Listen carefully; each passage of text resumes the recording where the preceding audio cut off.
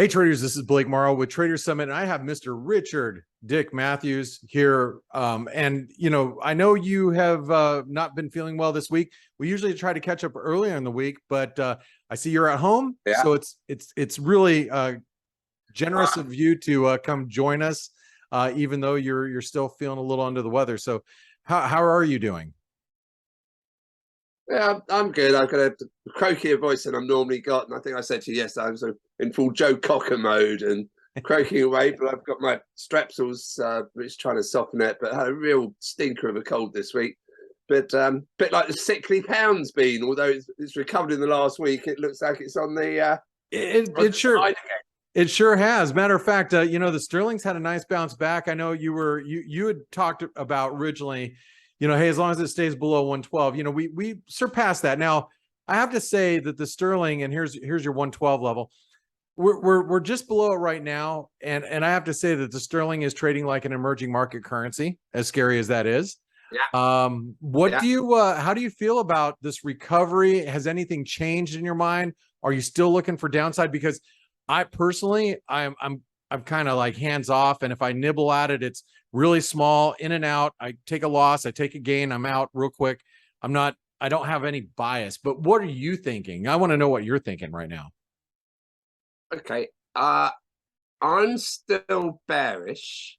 I think I'm looking for around about 110.20 to start with. If it breaks that, which I think it will do, maybe not this time. I think when it breaks 110, we'll head back down to parity.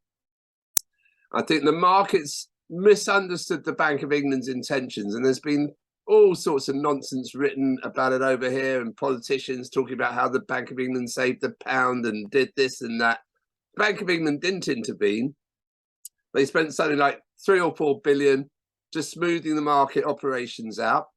And I think that the whole world, actually, I think the dollar got wind of this and thought, oh, that's the first of the central banks to start pivoting. They're not pivoting. They're just making the markets nice and smooth and taking a bit of stress out of it. So I'm still pretty bearish of this. Poor old cable. I'm still pretty bearish of it. Okay. Well, that makes sense. But let me ask you this. So, the RBA this week, and we've had the RBA, the RBNZ, and we had the RBA that actually they raised rates, but not as aggressively as the market thought. And so do you see this as a pivot from other central banks? I mean, how do you feel about that? RBNZ were as hawkish, weren't they? They came in at 50, I think. Well, RBNZ came in as expected, and it was a little bit more hawkish, but the RBA didn't raise rates as aggressively as the market thought. They actually underdelivered. So, I mean, is this a case where now central banks are starting to say, okay, we're moderating, we're getting more towards a neutral rate? And I mean, between there and the Bank of England, and I hear what you're saying as far as the smoothing operations go. And as far as I know, and correct me if I'm wrong, it's only a 2-week operation. Is that correct? Yeah. Okay. Exactly. It's just, it's almost a technical operation, just smoothing things out. Yeah. I don't think they are pivoting. I think the Bank of England, it's just a technicality, if you want to say it like that. I don't watch the Aussie dollar. And in the world of trading, I'd still follow the Fed over the Aussie dollar. And I think listening to what Daly said yesterday, and I'm going to pronounce the name wrong, Kashkari said today, you're still there, higher for longer. They're not for turning. And regardless of what non-farm payrolls, whatever employment data is coming out, they are going to carry on tightening. Well, I would have to say, and the dollar index sure still looks like a pretty bullish trend, right? Yeah. Amazingly. Yeah. Amazingly. Well. So as far as the Fed is concerned, it seems like they still are on track to continue to raise rates. But how are you feeling about the euro here? Because the euro's toying with parity once again. Yeah. But it's been hitting its head on at parity, hasn't it? It's bouncing around up there. I think a little bit like sterling, it was oversold, technical correction. And so many people want to be bearish of the dollar. They just want to get short of it, and they're dying for the Fed to pivot, and they're just getting chewed up and spat out. And I think there's any sort of sign like there was last week by the Bank of England, which people misunderstood or misread, as I just said, I think people jump on the back of that and sell the dollar. I think that's what happened with the euro. Markets were, oversold. I'm still pretty negative of the euro. I think they've got real big problems. There's a few issues around some of their banks. One here's no names being mentioned, but there's certainly a lot of rumours flying around on there. I think you've got sovereign debt stress. The Italian BTPs are looking pretty unwanted by the world. You've got a new government there. You've got a new right-wing government in Sweden, and that nice Mr. Putin still being pretty aggressive over there. Whatever they say about how Russia's losing. Is that universally a good thing, or is he going to get backed into the corner with his finger hovering over the big red button?